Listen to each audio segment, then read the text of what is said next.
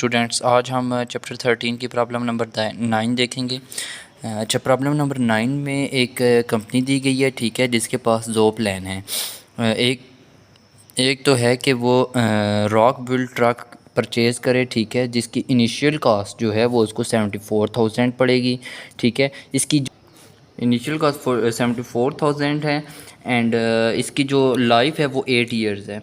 और assuming that the engine is rebuild in 5th year, ठीक है, ये एक मेंटेनेंस कॉस्ट होगी। अच्छा, मेंटेनेंस कॉस्ट जो उसकी पर ईयर के हिसाब से आ रही है वो 2,000 आ ईयर और एक्सपेक्टेड इन 4th ईयर। पहले 4 साल उसकी 2,000 हर साल मेंटेनेंस कॉस्ट आएगी एंड देन 5वें साल जो है वो उसकी 13,000 कॉस्ट आएगी एंड नेक्स्ट 3 इयर्स जो हैं वो उसकी 4,000 कॉस्ट आएगी, ठीक है। और eight the end of 8 year the truck will have an estimated scrap value 9,000, ठीक है। जब 8 इयर्स इसकी लाइफ पूरी हो जाएगी तो उसके बाद ये 9,000 की प्राइस से सेल भी हो जाएगा। सेकंड प्लान जो है वो बुलडॉग ट्रक है, उसका कहता है कि जो इनिशियल हमारी इन्वेस्टमेंट है वो 59,000 है, जबकि मेंटेनेंस कॉस्ट जो है वो फर्स्ट ईयर हमारी 3,000 है और वो हर ईयर 1,500 इंक्रीज़ होती जाएगी। मतलब कि पहले साल अगर हमारी मेंटेनेंस कॉस्ट 3,000 है तो नेक्स्ट ईयर जो है वो 4,500 हो जाएगी, उससे अगले साल 6,000 हो जाएगी। इस तरह से 1,500 इंक्रीज़ होता जाएगा एवरी ईयर। 5th ईयर में जो engine will need to be rebuilt and इसकी जो कास्ट होगी वो 15,000 हो जाएगी, ठीक है। 15,000 इसको इंजन रीबिल्ड की कास्ट प्लस मेंटेनेंस कास्ट और उस ईयर की भी इसमें ऐड करेंगे, ठीक है, तो टोटल कास्ट तब आएगी। अच्छा हाँ, इसने आगे लिखा भी है, in addition to the maintenance cost in that year at the end of 8 year bulldog truck will have an estimated scrap value of 5,000। इसकी जो स्क्रैप वैल्यू है 5,000 है और वो कहता है कि अपॉर्चुनिटी कॉस्ट ऑफ फंड जो है वो 8% है। अपॉर्चुनिटी कॉस्ट असल में जो हमारा मार्केट से हमें मिल रहा होता है उसी को ही कहते हैं, ठीक है। तो 8% हमारा आई हो गया। विच बिड शुड इट एक्सेप्ट, वो कहता है कि इन दोनों प्लान्स में से उससे कौन सा प्लान अडॉप्ट करना चाहिए, ठीक है। सेकंड पार्ट जो है वो भी उसमें भी यही बताना है, सिर्फ परसेंटेज चेंज होगी। तो मैं यहाँ पे ए पार्ट आपको सॉल्व करके दूंगा, बी पार्ट आप अपनी सेल्फ प्रैक्टिस के लिए छोड़ रहा हूँ। और अच्छा, ये प्रॉब्लम नंबर 9 का ए पार्ट मैंने सॉल्व कर लिया था, ठीक है, ताकि टाइम की थोड़ी बचत हो सके। अच्छा, यहाँ पे जो मैंने सॉल्व किया है प्रेजेंट वैल्यू मैंने सबसे पहले निकाली है, ठीक है। प्रेजेंट वैल्यू का मैंने आपको पहले भी फार्मूला बताया था, चैप्टर 3 में हम पढ़ चुके हैं डिटेल से। फार्मूला फ्यूचर वैल्यू जो हर ईयर के एंड पे हमें मिलती है डिवाइडेड बाय जो हमारा डिस्काउंट रेट होता है उससे हम डिवाइड कर देते हैं, ठीक है। ये हमें फर्स्ट ईयर के एंड पे हमें मेंटेनेंस कॉस्ट बियर करनी पड़ी थी, तो ये 2,000 डिवाइडेड बाय 1 प्लस आई की जगह 0.08 लिखेंगे, 8% लिखा हुआ था, ठीक है, होल पावर 1 आ जाएगा, ठीक है। सेकंड ईयर में 2,000, सेकंड ईयर की भी 2,000 थी पहले 4 साल की, तो सेकंड ईयर में भी 2,000 हमने बियर की थी, 1 प्लस आई होल पावर 2, ये एक फार्मूला है, ठीक है। जितने ईयर्स ये होते हैं उसी तरह से ये जो ऊपर वाली पावर है ये इंक्रीज़ होती जाती है। सेकंड ईयर में 2 आ गया, थर्ड में 3, फोर्थ में 4, फिफ्थ में 5, 6, 7, 8, ठीक है। अब इसमें फ़र्क जो है उस फार्मूले से डिफरेंस यहाँ पे आता है जब यहाँ पे हम प्लस की जगह माइनस लगाते हैं, ठीक है। अब आपके जहन में आएगा कि उसमें फार्मूले के मुताबिक तो प्लस था, यहाँ पे माइनस क्यों लगा हुआ है। उसकी वजह ये है कि वो जो प्रेजेंट वैल्यू हम फाइंड करते थे वो हमारी कोई एक होता था, या सारा कैश आउटफ्लो होता था या इनफ्लो। अब यहाँ पे क्या है कि बाकी ईयर्स में हमारे पास कैश आउटफ्लो हो रहा है जबकि लास्ट ईयर में हमारे पास कैश इनफ्लो होगा, ठीक है। तो इस वजह से बाकी को मैंने माइनस से शो किया है और लास्ट वाला प्लस के साथ आया, आउटफ्लो को मैं माइनस से शो कर रहा हूँ।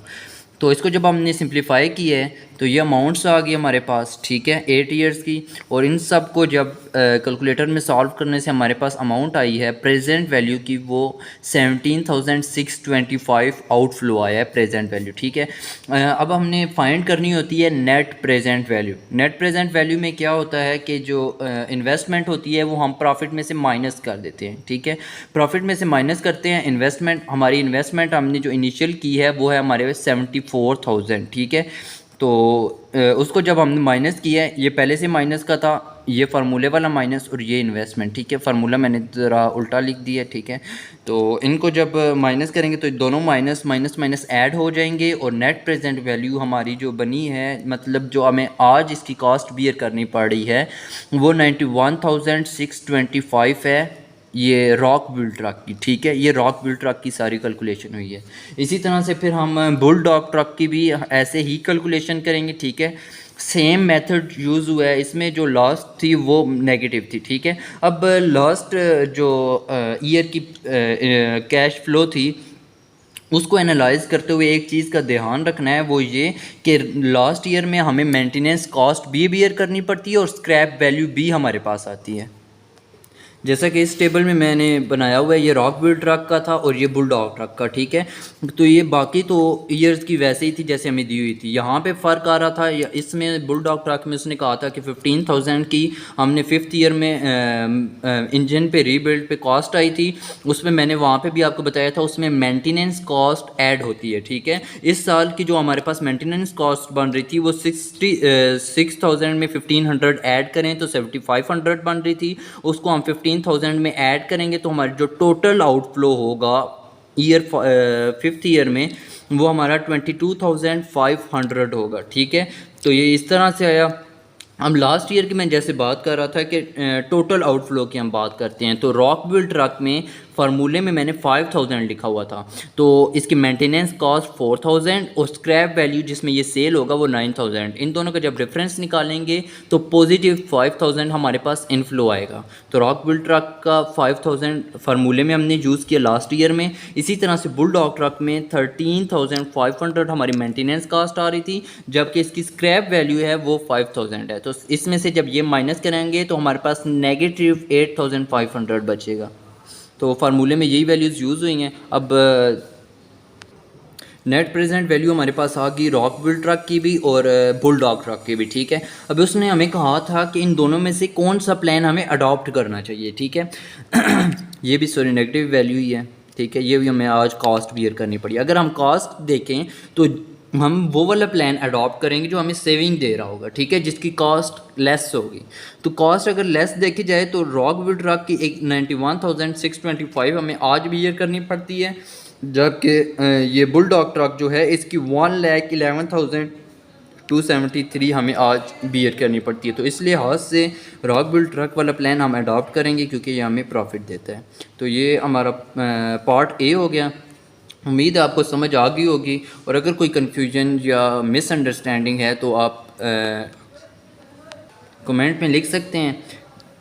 यहाँ पे आज हमारा 13 चैप्टर ख़त्म होता है।